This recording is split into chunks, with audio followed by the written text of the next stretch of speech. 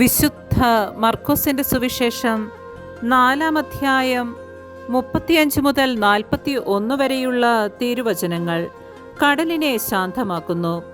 അന്ന് സായാഹ്നമായപ്പോൾ അവൻ അവരോട് പറഞ്ഞു, നമുക്ക് അക്കരയ്ക്ക് പോകാം.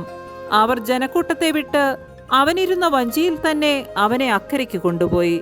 വേറെ വള്ളങ്ങളും കൂടെയുണ്ടായിരുന്നു. അപ്പോൾ ഒരു വലിയ കൊടുങ്കാറ്റുണ്ടായി. തിരമാലകൾ വഞ്ചിയിലേക്ക് ആഞ്ഞടിച്ചു കയറി. വഞ്ചിയിൽ വെള്ളം നിറഞ്ഞുകൊണ്ടിരുന്നു. യേശു അമരത്ത് തലയണ വെച്ച് ഉറങ്ങുകയായിരുന്നു. അവർ അവനെ വിളിച്ചുണർത്തി പറഞ്ഞു, ഗുരു, ഞങ്ങൾ നശിക്കാൻ പോകുന്നു. നീ അത് ഗൗനിക്കുന്നില്ലേ? അവനുണർന്ന് കാറ്റിനെ ശാസിച്ചുകൊണ്ട് കടലിനോട് പറഞ്ഞു, അടങ്ങുക, ശാന്തമാവുക. കാറ്റ് ശമിച്ചു, പ്രശാന്തത ഉണ്ടായി. അവൻ അവരോട് ചോദിച്ചു, നിങ്ങൾ ഭയപ്പെടുന്നത് എന്ത്? നിങ്ങൾക്ക് വിശ്വാസമില്ലേ? അവർ അത്യധികം ഭയന്ന് പരസ്പരം പറഞ്ഞു, ഇവൻ ആരാണ്?